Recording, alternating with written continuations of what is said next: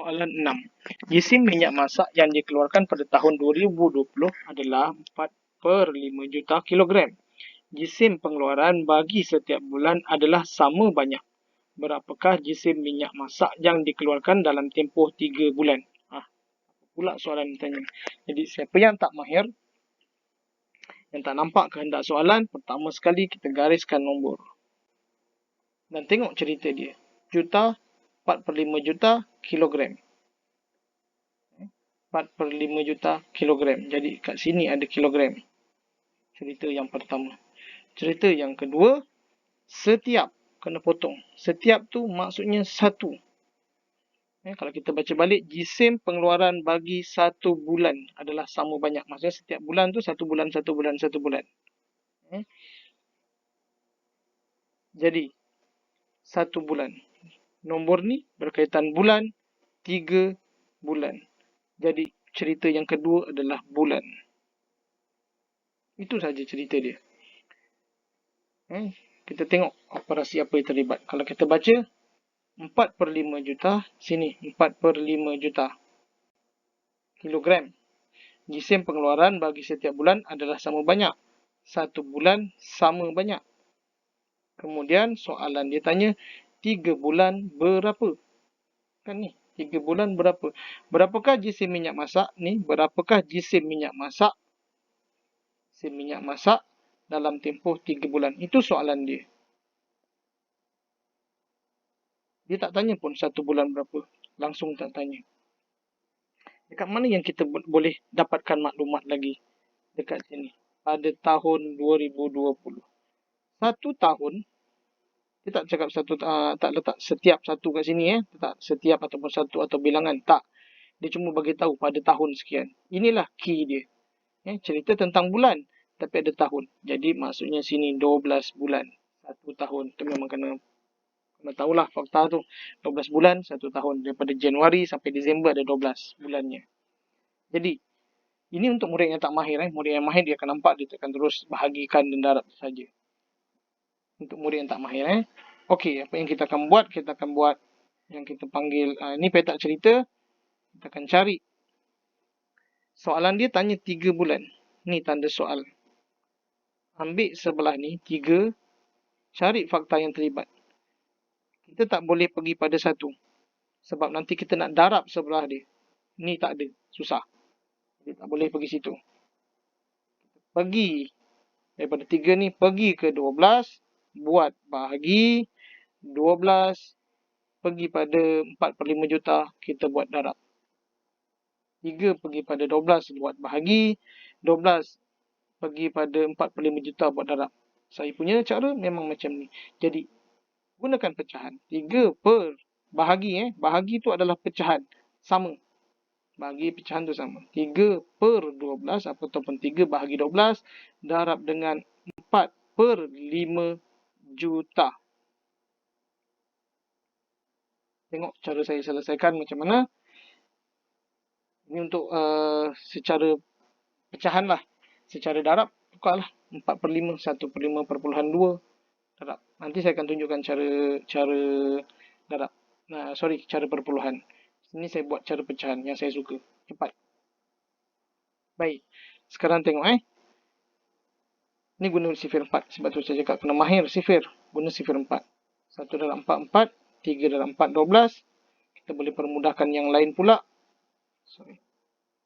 3 dengan 3 Boleh lagi permudahkan. Boleh. 3/1, 3. 3/1, 3. 1 darab 1 sama dengan 1 per 1/5, 5. Jawapan dia 1/5 juta. 1/5/2. Tu. Confirm itu jawapan dia. Baik. Untuk yang tak mahir pecahan macam ni, kita akan kena buat bahagi dan darab. Ini bahagi. 3 bahagi 12. 3 bahagi 12. Susah. Ramai murid tak boleh buat macam tu. Ramai murid tak boleh buat macam tu. 12, 3. 3 darab, ni terbalik ni 12 bahagi 3. Dia nak 3 yang dibahagi dengan 12. 12 darab sifar, sifar. 3. Titik perpuluhan, sifar. 12 darab 2, 24. Ini 3, 10 talak 4, 6. Letak lagi token ajaib. 12 darab 5, 60. Dapat sifar perpuluhan 25. 3 bahagi 12 dapat sifar perpuluhan 25. Padam.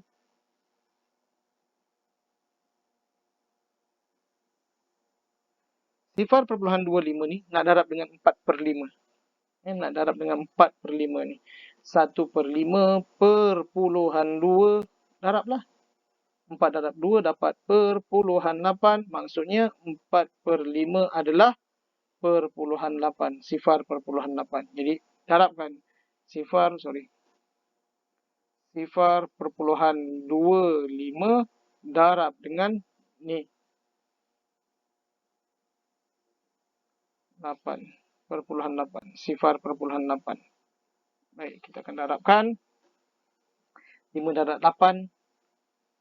40. Saya betulkan baliklah. Dia punya ni susunan tak betul, takut keliru.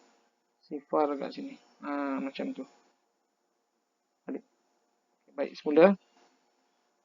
Buat semula 5 darab 8. 40. 8 darab 2. 16. 8 darab sifar. Sifar. Sifar 6 tambah 4, 10. Tambah 6 tambah 4, 10. 1 tambah 1, 2. Ini 200. Jangan 1, 2, 3. 1, 2, 3. Sini titik perpuluhan. Sifar perpuluhan 2 sifar. Yang mana sifar belakang tak pakai. Tak ada nilai. Jadi sebenarnya adalah sifar perpuluhan 2 sahaja jawapan dia. Sifar perpuluhan 2. Ni sama aja. Cara pecahan lebih mudah berbanding cara perpuluhan. Nak bahagi tadi tu 3 nak bahagi 12. Macam tu.